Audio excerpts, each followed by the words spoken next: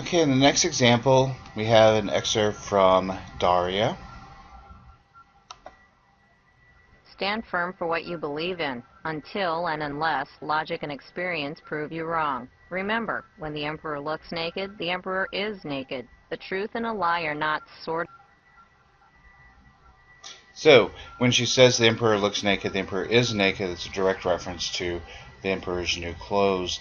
And if you've never read the story, then you won't quite get the reference. It just won't make sense to you, and you'll just move on to something else in the program that she says. But if you do know the story, Emperor's New Clothes, then you immediately understand what she's saying, and you can fill in gaps with knowledge because you know that. Um,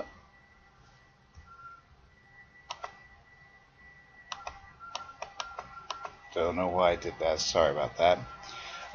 Two other examples are two different videos. The first one is Maroon 5's Moves Like Jagger. If you don't know who Jagger is, then you don't really have much information to go on to know why he moves like Jagger, how does Jagger move.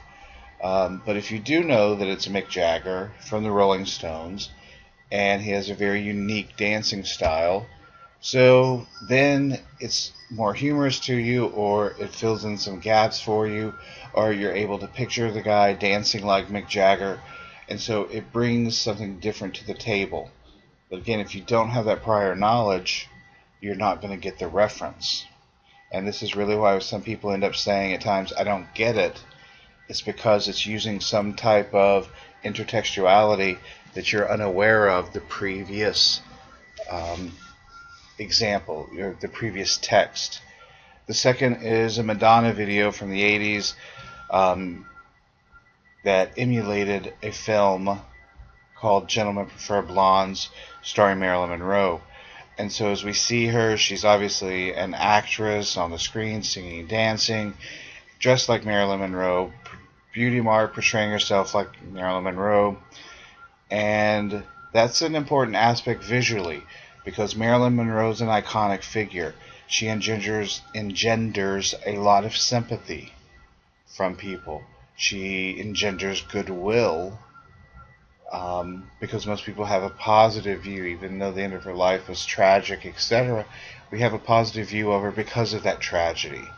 So Madonna can capitalize on it perfectly and say, I'm acting like a Marilyn Monroe, buy into the illusion of Marilyn Monroe, and then that gives her kind of not a new fan base, but it gives her a different impact than if she just did a video of herself doing something different, acting herself.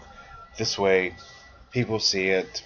They know she's putting an attachment to Marilyn Monroe in there, and so it engenders goodwill to Madonna via Marilyn Monroe. This could also be seen as a type of subliminal advertising to a certain extent, that she's using the Marilyn Monroe to manipulate the audience into liking her and liking the song.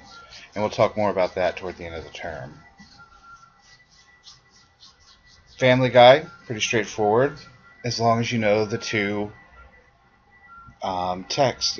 If you're a fan of Family Guy and you've seen Star Wars, then you immediately get it. And this is really funny because if you watch Star Wars, you know what Han Solo is supposed to be like and look like. And it's not this. It's not the character that's going to fit Han Solo. Same thing with the mom, son, dog, etc. All these characters are put into people who are, it just makes it funny. But again, you have to understand who the characters are, both in Family Guy and in Star Wars, for it to be funny for you.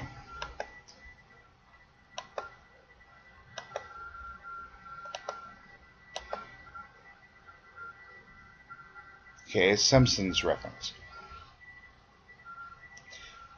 Let's see, Marge and Homer over the liquor bottle. Bart, Lisa, and Maggie. Again, this is one that you have to have the prior knowledge for this to be funny. It can still be funny for you, just the fact that they're all lying around melted, or in Marge's case, decapitated.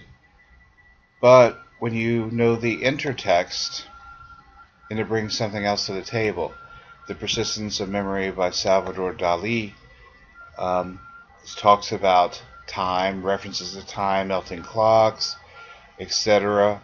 And so we see the same landscape, background, but it's now intertexted with The Simpsons. So, again, whether you think it's funny or not, it's clever. It's an interesting use of it.